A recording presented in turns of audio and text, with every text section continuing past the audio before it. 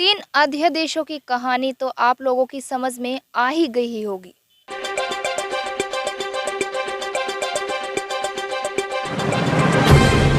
नमस्कार, जेजी न्यूज़ में मैं आपका स्वागत करती हूं और मैं हूं आपके साथ निशा खन्ना। तीन अध्यादेश की कहानी लगता है आप लोगों की समझ में आ गई होगी। वहीं मैं बात करती हूं तीन अध्यादेश की कहानी को लेकर कि अब तक सरकार की समझ में क्यों नहीं आ रही। अब मैं बात कर लूं चाहे किसानों के संघर्ष की या फिर सरकार की, किसकी तरफ मैं बात करूं, क्योंकि ये जो किसानों का संघर्ष है ये हमारे ही अन्नदाता का संघर्ष है। क्योंकि सरकार है जो अभी तक शायद किसानों की ये कहानी समझ नहीं पा रही। अगर समझ पाई होती तो अब तक किसान भी अपने घर लौट जाते।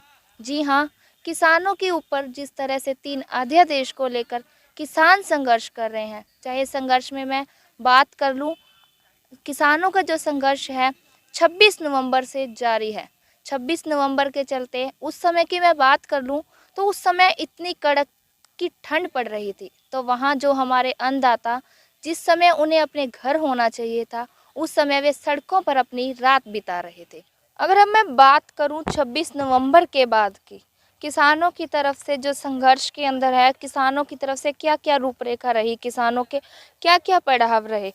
पड़ाव की ही बात कर ली है मैंने। पड़ाव के अंदर जिस तरह से मंत्रियों के आवास का घेराव है जो वो किसानों की तरफ से रहा, आए दिन मंत्रियों के आवास का घेराव किया। मंत्रियों के दरवाजे के बाहर ही किसानों की तरफ से पुतले फूके गए, उनके दरवाजे के बाहर ही किसानों की तरफ से मुर्दाबाद के नारे लगाए गए। वहीं दूसरी तरफ मैं बात कर लूँ, मंत्रियों की ओर से बातचीत की जाती है, बैठक की जाती है, लेकिन हल नहीं लाया जाता। वहीं अब मैं बात कर लूँ किसानों को कितनी दिक्कत और कितनी परेशानियों का सामना करना पड़ रहा है। सड़कों पर बैठना और रोड जाम करना, चक्का जाम करना, नारेबाजी करनी, गांव-गांव जाकर लोगों को जागरूक करना, ये आंदोलन किसानों का आंदोलन नहीं रहा, ये मजदूर किसान एकता का आंदोलन बन गया है। और इस आंदोलन के अंदर किसान प्रदर्शन कर रहे हैं, सड़कों पर बैठे हैं, लोगों को जागरूक कर रहे हैं, नारेबाजी कर रहे हैं, सरकार के खिलाफ विरोध कर रहे हैं। जिस तरह से कुछ दिन पहले किसानों के बच्चे भी सड़कों पर बैठे और भूख अनशन पे रहे, फिर भी मोदी जी को ये बात समझ में नहीं आई। फिर किसानों की तरफ से चक्का जाम किया जाता है, फिर भी कोई हल नहीं निकलता। उसके बाद किसान गांव-गांव जाकर लोगों को जागरूक कर रहे हैं। गांव के लोगों की बात करूं तो महिलाएं भी इतनी जागरूक हो गई है कि वो भी कंधे पर अर्थी उठाकर भारत के प्रधानमंत्री का पुतला फूंकने लगी है। वहीं बच्चों के अंदर किसान एकता जिंदाबाद के नारे व जोश देखने को मिल रहा है। एक तरफ से बात करूं, किसानी आंदोलन में तो रुख ही बदल गया है। जहां किसानी आंदोलन में शादियों विवाह समारोह में डीजे पर जो गाने बजते हैं, उनमें भी अब किसान एकता जिंदाबाद के गाने आने लगे हैं। किसानों ने इन परिस्थितियों का सामना किया, जेल तक गए, जेल में बैठकर रोटी खाई, जहां अपने खेत में होना चाहिए था वहां बैठकर रोटी खाई।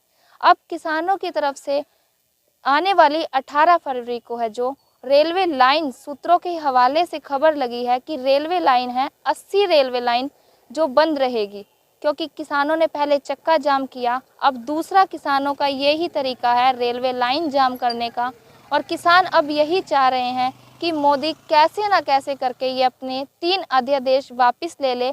ये हमें ज़रूरत नहीं है और ज़बरदस्ती हम पे थोपने का जो एक कार्य कर रहे हो, कृपया इसे बंद करें। किसानों के संघर्ष के चलते जेजी न्यूज़ की खास प्रस्तुति है जो आपके लिए लेकर आई है जेजी न्यूज़, जिसके अंदर दिखाया किसानों का जो आंदोलन है उनमें कौन कौन सा वर्ग शामिल हुआ है, वो भी मैं आपको बता दूं। किसान मजदूर एकता, वहीं छात्रों की बात, खिलाड़ियों की बात, लेकिन किसानों के आंदोलन के अंदर एक ऐसा विधायक भी है जिसने अपने पद से इस्तीफा दिया किसानों के हित में। इसी तरह जेजी न्यूज़ आपके लिए लेकर आएगा हर दिन कुछ नया, तो जुड़े रहिए जेजी न्यूज़ के साथ। हमारे चैनल को लाइक और सब्सक्राइब करना न भूलें।